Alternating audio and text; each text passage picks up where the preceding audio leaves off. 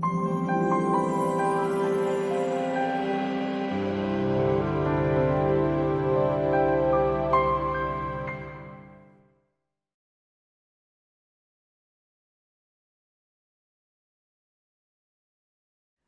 Baldwin Park Adult and Community Education, and we're excited to be here and share what we've been doing and what our journey has been. Our vision as a school is that our students will acquire relevant skills so that they're prepared for what's going to happen in their future. And so, we're in Southern California, Baldwin Park. We serve about 3,500 students. Our programs include ABE, Adult Secondary, ESL, CTE, and older adults. Our team, we have Jessica, and I have to read what everybody is. Okay. Jessica, she has worked in the ESL department for the last 13 years and with the high school diploma and high school equivalency program for the last 3. Mark has worked at the school for over 25 years. He's worked in a variety of programs, including ESL, older adults, ABE, but most of his time has been spent in the high school diploma program. He currently works with high school seniors in the high school recovery program and the adults in the diploma program and the high school equivalency. I'm Debbie Jensen. I've worked at this school for 30 years and started in adults with disabilities, ended up in ABE, and that's where I've been most recently.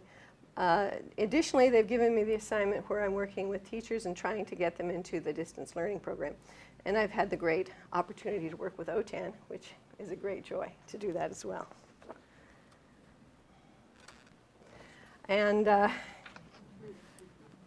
our great leader, Dr. Kerr, he's our inspirational, fearless leader who has a vision of the future and has guided us throughout this program. This is our distance learning plan. This was the goal for this year and for our program, and it was to create 2 courses in Moodle for the high school program. The English composition course, which almost all students have to take, and then the integrated math A, which is a brand new theory and program that we've coordinated with our district. And so we're coordinated with doing the same program that they are doing. How did this program help us? This is our favorite picture. We learned a lot of things, and as we're just starting with 2 classes that we put into Moodle, learning how to do that. But overall, the overarching program is to try and get more of our teachers involved and more of our teachers interested in doing that. And that's where Dr. Porter's assistance has been helpful, but also what we learned in the TD 101 was very helpful because it taught us the things we needed to look for. So the orientation and things like that, and so we learned a lot there too.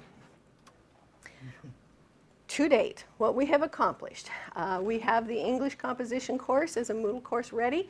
Mark is integrating videos throughout his course. So he has how-tos throughout the course. And then my job was to make sure that they were successful so that if they needed help with anything or needed something, I was there to help them, but also to help the students. And so when we needed to do the orientation, to try and create a document to use for the orientation, is a student ready to do this program? That kind of stuff. So that's what we did here. So now let me turn it over, and Jessica will tell us about hers. Hi, I'm Jessica Bayardo, and like Debbie said earlier, I've been with Baldwin Park for the last 13 years.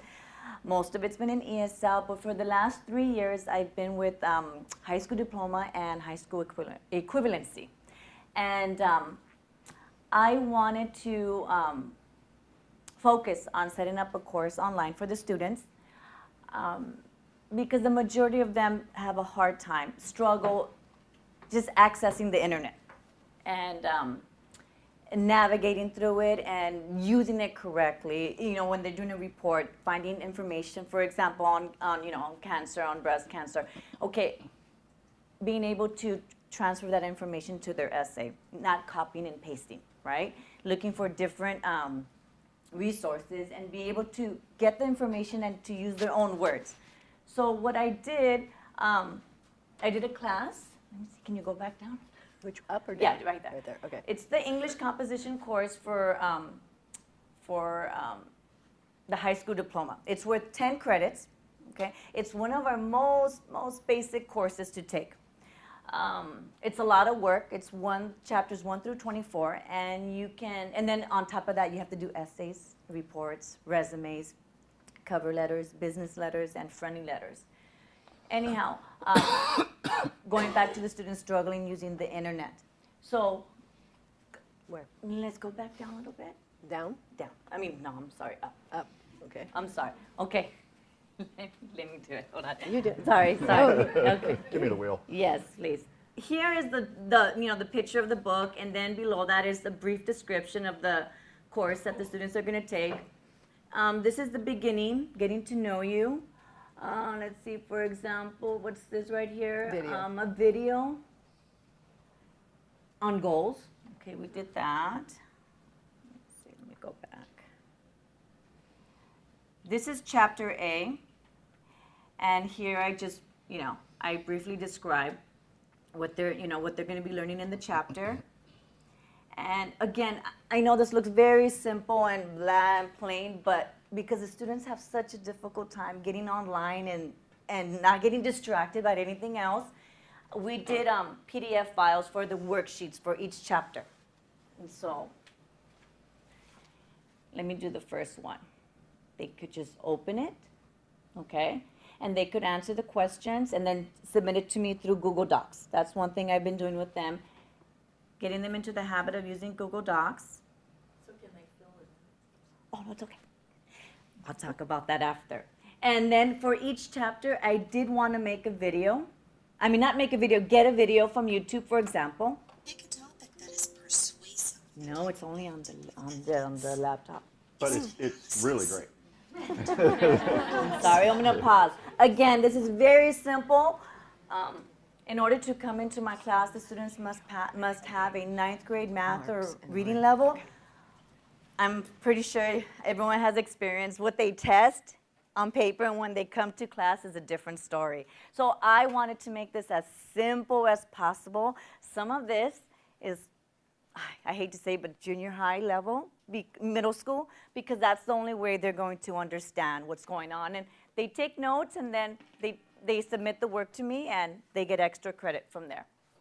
So that was my main focus, just to make it as simple as possible for my students and for them to do this on the side, because this is going to be a blended program. So they come to class and then they submit the work on the side through Google Docs and or submitting the paperwork to me.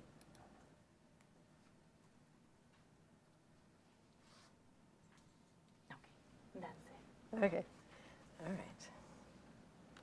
All right. Let me see. Check on our time here. Okay, so I'm the other part of the puzzle working on the DLAC with school programs, and I'm Mark. And what I'm working on is integrated math. Now, in our district, we've traditionally, for forever, had algebra class, which was a great way to make sure that students didn't get a high school diploma. It was also highly effective at making problems for our students as well. Most of our students need a lot of help with algebra, and in independent study, it really didn't work well. I mean, it was hard enough when they were in class, but much less, only meeting them once a week and trying to explain quadratic equations on a 20-minute independent study meeting. Not so good, okay? Now, the district decided that they were having so much problem with algebra that they went with an entirely new program, new texts, new philosophy, new everything, and it's called integrated math, which is a lot more effective, number one, at making sure the students understand the material, and number two, resulting in them passing the class. So what I did is I went through and I'm putting in lectures, and so what happens is the student can look at the lecture, look at the problems that they work out in the book, and then they're good to go to do the work in the book and also take the test if they're running independent study. So as stage one, what I had to do is learn how to deal with YouTube. I know that sounds silly, but I had never downloaded movies into YouTube. I just, wasn't that kind of a person. So DLAC trained me how to do that.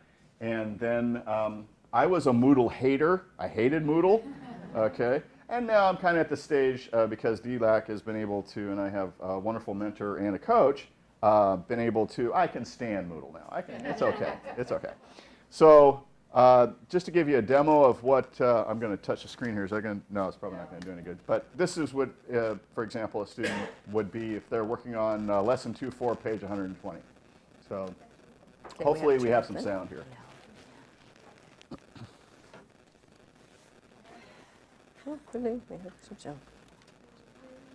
And we don't have sound. So you have to imagine I'm explaining, okay guys, look, here's the deal with what I'm doing with this problem. We've been balancing equations. So let me see, are we getting sound? No, on that. I'm Not getting sound. There is sound if the student is actually looking at it. But now, we did upload these into YouTube, but it's structured into the Moodle, okay? So when a student is looking at the course, they're not going to YouTube, which is a recipe for, oh, isn't that interesting? Wait a minute, Mr. Steimle's kind of, okay, I'll get to him later. Okay, they're only in Moodle, and it goes directly to this, whatever video they're clicking on for that particular section. So it's okay. They probably don't want to hear me lecture about balancing an equation anyway. Okay? All right. So really, walking through it just like it was in class, so the students are getting a good setup for doing their work. Also for the DLAC project, I was lucky enough to get some quality time with our coach, Susan Kerr, and she showed me something I just didn't know this even existed. That you could create tests using Google Docs. And oh boy, am I excited about that, because it does a lot of things. I'm sorry, I'm touching the screen. Did somebody touch for me? Easiest to I can email the test to the student. For independent study, that's fabulous. And also just in class, it's great because they email it. You guys probably already know this stuff. It was new to me. It comes back as an email, and I already know how they scored. And I can compare it's not only dealing with that student as the students begin to take the tests on a regular basis, because you're rolling through different students. You can start to see which questions they're having issues with and which ones they're fine on. So you can focus your attention in your lecture time much more on those difficult ones. And the tests themselves, you could bring that up just a little bit. The tests themselves are more interesting because there's, here I've got a real car moving at 10 kilometers per hour has more momentum than a toy car moving at the same rate because, and there's a little video, NASCAR's greatest crashes. It's just a more interesting, test. So, I've also been able to use Kahoot as well in my class, and again, that was part of the DLAC. Basically, it came up, and so I was looking at it, wow, that's really cool. And then I spent the next hour making Kahoots. So it's been great to be part of this program. Moving ahead, because our time is running short, we've made videos to try and help the students as they're going through so that it'll be easier. A lot of the things that we've learned have helped us move ahead with our coach and with the coaching that we've done as we try and deal with our other teachers. I think it's impressive that you've got 45% of your teachers that are doing online stuff. We don't. So we have a bigger task in convincing them that they should do this. We had fun with that one. Challenges. Go ahead. Okay. I'm sorry. Yeah. I've been going to these conferences, the symposium, and it's great. The Kahoot, I've done a couple of them, but not to the extent I wanted to. I don't have time. I mean, it's not that I don't have time. It's hard to find time to put aside to set up all these things. So that's been my biggest challenge. It's like I go to these conferences, I get eager, I'm excited, oh great, I'm gonna do this, and I get home and it's a different story. At work, the ESL, the additional assessments, the CASAs, the high school diploma students graduating on time, and so that's been the biggest challenge for me. Yeah, and I have the same issue as well. I mean, all of us, I don't want to complain, so I'm not going to, but all of us definitely have our plates full, and just finding the time to be able to do that is a big challenge. Our future, again, our boss, Dr. Kerr, has a great idea. The Mount SAC Consortium is interested in us, or well, their goal is they want Moodle to be used by other members in the consortium. And so our boss thinks that we should help mentor. And Yes. that's what we're going to do. That's what we're going to do. And so the help we'll need is from OTAN because Yes. we're going to need help with them For ongoing support. for ongoing support and teaching the other people. Go fast. They're Go waving the faster. zero sign. Looking good. Summer, looking good. Lots of work to do. Thank you to the OTAN staff, Susan Garrett, and last but not least, Dr. John Kerr.